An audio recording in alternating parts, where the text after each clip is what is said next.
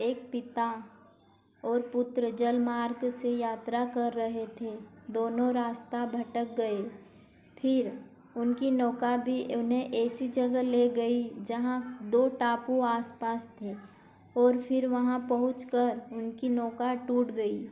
पिता ने पुत्र से कहा, अब लगता है हम दोनों का अंतिम समय आ गया। दूर दूर तक कोई सहारा नहीं दिख रहा है। अचानक उन्हें एक उपाय सूझा। अपने पुत्र से कहा कि वैसे ही हमारा अंतिम समय नज़दीक है, तो क्यों न हम ईश्वर से प्रार्थना करें। दोनों टापू आपस में बांट लिए।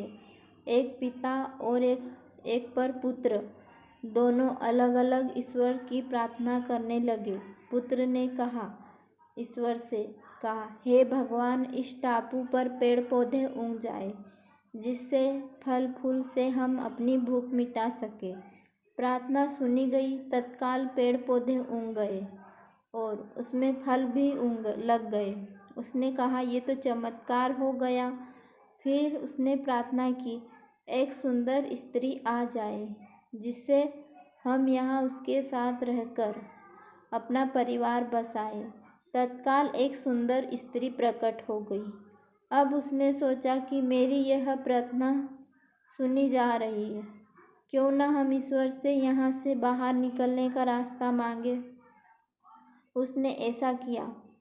उसने प्रार्थना की, एक नई नाव आ जाए जिससे सवार होकर हम यहाँ से बाहर निकले।